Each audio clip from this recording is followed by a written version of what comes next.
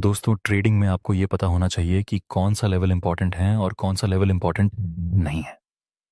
अगर आपको ये पता ही नहीं है कि किस लेवल को मार्केट रिस्पेक्ट देगा और किस लेवल को मार्केट ब्रेक करेगा, तो फिर आपको प्रॉफिटेबल ट्रेडर बनने में थोड़ा सा और टाइम लग सकता है।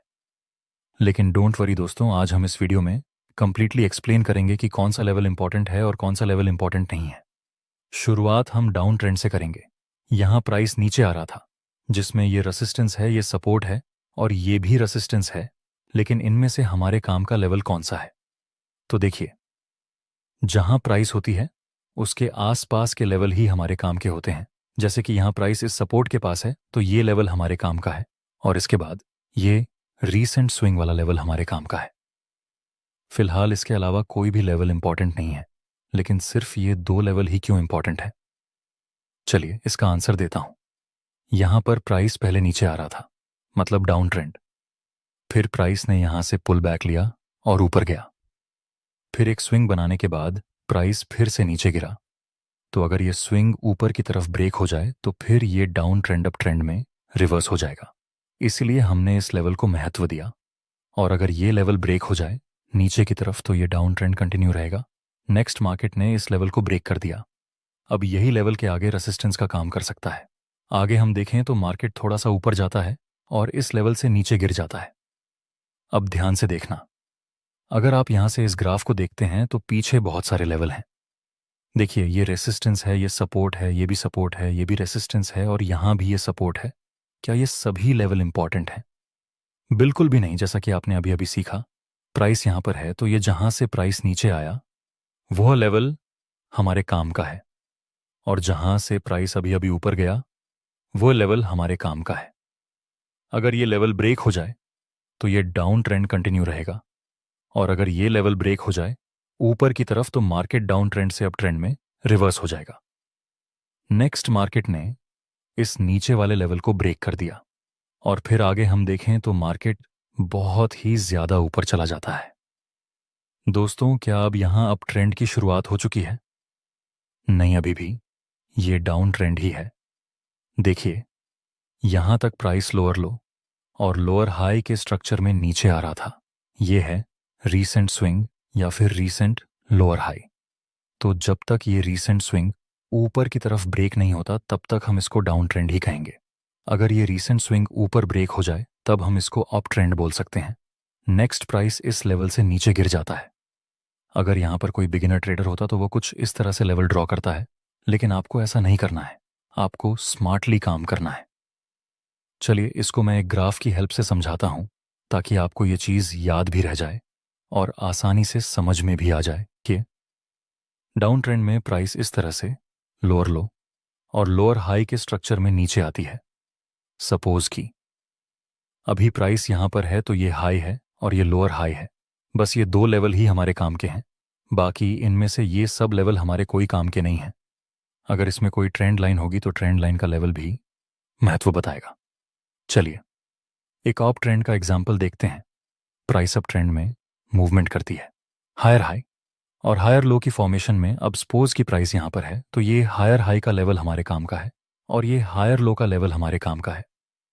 फिलहाल के लिए नीचे के ये सब लेवल का महत्व ज्यादा नहीं रहेगा। एग्जाम्पल के लिए शुरुआत में प्राइस यहां ऊपर जा रहा था और ये अप ट्रेंड भी है। उसके बाद प्राइस थोड़ा सा नीचे आता है और फिर से ऊपर जाने की कोशिश करता है। ये हायर हाई और ये हायर लो, बस ये दो लेवल हमारे काम के हैं। अगर प्राइस इस लेवल को ऊपर की तरफ ब्रेक कर दे तो ये ट्रेंड कंटिन्यू रहेगा, और अगर ये हायर लो ब्रेक हो जाए तो डाउन ट्रेंड की शुरुआत होगी। नेक्स्ट मार्केट ऊपर चला जाता है और फिर से नीचे गिरता है, जिसके बाद प्राइस फिर एक बार ऊपर जाने की कोशिश करता है।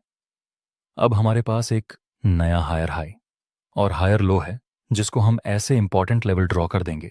उसके बाद प्राइस तेजी से ऊपर चला जाता है और बाद में थोड़ा करेक्शन करता है। दोस्तों आप बताइए, प्राइस अभी कहां पर है? यहां पर कौन सा एरिया है जहां से प्राइस अभी अभी ऊपर गया है? ये एरिया। तो ये लेवल हमारे लिए रीसेंट स्विंग का काम करेगा।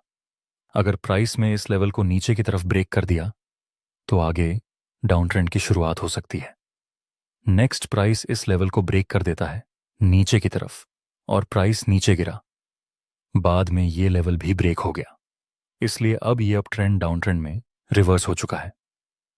दोस्तों, इस तरह से आप हायर लो की मार्किंग करके इंपॉर्टेंट लेवल को ड्रॉ कर सकते हैं। लेकिन याद रखना, आपको सिर्फ लेवल के बेस पर एक भी ट्रेड नहीं लेना है, क्योंकि ट्रेडिंग में कोई भी लेवल कभी भी ब्रेक हो सकता है। आपको इंपॉर्टेंट लेवल के पास किसी कैंडलस्टिक पैटर्न या किसी चार्ट पैटर्न के बेस पर ट्रेड लेना है। सिर्फ ये सिखाना जरूरी नहीं कि कौन सा लेवल इंपॉर्टेंट है और कौन सा लेवल इंपॉर्टेंट नहीं है। सबसे ज्यादा जरूरी है कि आप लेवल को किस तरह से ड्रॉ करते हैं। जैसे कि आपने किसी चार्ट में सपोर्ट लेवल ड्रॉ किया, तो यहां आप सिर्फ एक लाइन को ड्रॉ नहीं कर सकते। सपोर्ट का मतलब सिर्फ एक लाइन नहीं होती है। ये पूरा एक एरिया है जहां से काफी सारे लोगों ने बाय में एंट्री किया होगा। तो इसलिए आपको इसे सिर्फ एक लाइन की तरह नहीं, बल्कि एक जोन की तरह ट्रीट करना है। जब आप किसी ट्रेंड लाइन को ड्रॉ करते हैं, उस वक्त भी आपको ट्रेंड लाइन को सिर्फ एक लाइन की तरह नहीं देखना है। आपको इसे एक परफेक्ट जोन की तरह यूज करना है, कुछ इस तरह से। चलिए इंपॉर्टेंट लेवल को आइडेंटिफाई करने का एक दूसरा तरीका आपसे शेयर करता हूं। इसके बारे में बहुत ही कम लोग डिस्कस करते हैं। देखिए, आप कोई भी ट्रेडिंग करें, स्कैल्पिंग ट्रेडिंग, इंट्राडे ट्रेडिंग या फिर स्विंग ट्रेडिंग, ये सभी में आपको बॉटम टू टॉप या फिर टॉप टू बॉटम एनालिसिस करके इंपॉर्टेंट लेवल ड्रॉ कर देना चाहिए। एग्जाम्पल के लिए, अगर कोई 15 मिनट की टाइम फ्रेम यूज करता है, तो उसे एक आवर की टाइम फ्रेम में शिफ्ट होना है और वहां पर जो इंपॉर्टेंट लेवल है उसको ड्रॉ कर देना है। अगर कोई 1 आवर की टाइम फ्रेम यूज करता है, तो उसे 4 आवर की टाइम फ्रेम में शिफ्ट होकर सारे इंपॉर्टेंट लेवल ड्रॉ कर देना है। ऐसा करने की वजह यह है कि बिगर टाइम फ्रेम के सपोर्ट रेसिस्टेंस और ट्रेंड लाइन का सपोर्ट रेसिस्टेंस वह स्मॉल टाइम फ्रेम में हर्डल का काम कर सकते हैं। चलिए, एक लास्ट तरीका बताता हूं जिसको मैं पर्सनली यूज करता हूं और फॉलो भी करता हूं। वह है डेली टाइम फ्रेम का हाई लो मार्क करना। जैसे कि पूरे दिन में मार्केट ने किस जगह पर हाई मारा था और किस जगह पर लो मारा था, और कौन सी प्राइस पर मार्केट क्लोज हुआ। हाई लो और क्लोजिंग प्राइस अगले दिन के लिए इंपॉर्टेंट सपोर्ट रेसिस्टेंस का काम कर सकती है। तो इस तरह आप अलग अलग तरीकों से इंपॉर्टेंट लेवल को फाइंड कर सकते हैं। आपको कौन सा तरीका सबसे ज्यादा अच्छा लगा, कमेंट सेक्शन में जरूर बताना।